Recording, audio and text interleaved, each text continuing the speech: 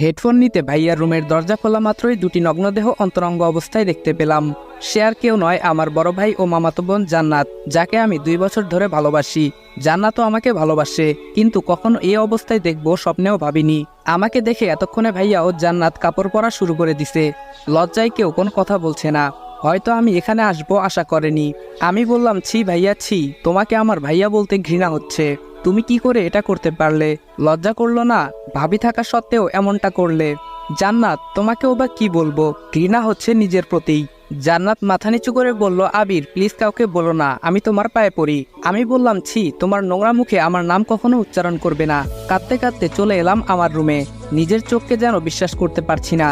জান্নাত কেন এমন করলো? আমি ওর সাথে শারীরিক সম্পর্ক করতে চাইলাম না বলে আমার ভাইয়ের সাথে এমনটা করবে? সারা রাত কেঁদেই কাটিয়ে দিলাম। বাসার কাকে এই কথাটা বলবো? যদি কাউকে বলি তাহলে তো ভাবির সংসারটা ভেঙে যাবে। ভাবি তো এখন বাপের বাড়িতে। সব ভেবে ডিসিশন নিলাম বাসা থেকে দূরে কোথাও চলে যাব। তাই জমানো মাটির ব্যাংকটা ভাঙলাম। 1336 টাকা ছিল। ব্যাগে কিছু কাপড় ও জমানো টাকাটা নিয়ে বাইরে বের হতেই বাসার সবাই। আম্মু বলল, আবির সকালবেলা কোথায় যাচ্ছিস বাবা? আমি বললাম, মা আমি দূরে কোথাও চলে যাচ্ছি, হয়তো আর ফিরবো না। জান্নাত বলল, কই যাবে তুমি আমাকে ছেড়ে? বিয়ে করার ভয়ে পালাচ্ছ? আমি বললাম, তোর মতো নোংরা মেয়েকে বিয়ে করব আমি কি করে ভাবলি?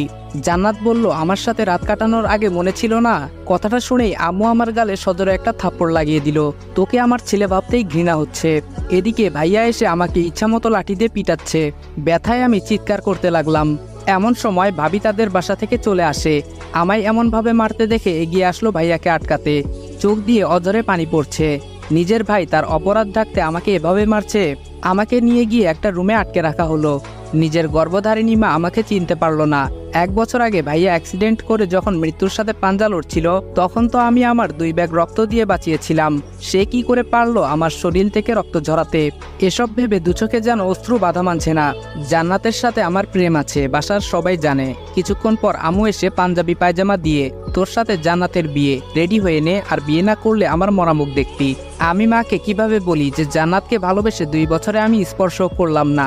সে কি করে ভাইয়ার বিছানায় গেল? অবশেষে সিদ্ধান্ত নিলাম যে মায়ের কথা রাখতে বিয়ে করব, কিন্তু বাসা থেকে চলে যাব যাতে জান্নাতের মুখ না দেখতে হয়। একটু পর ভাবি আমাকে জানালা দিয়ে দেখে চোখের পানি ফেলে চলে গেল।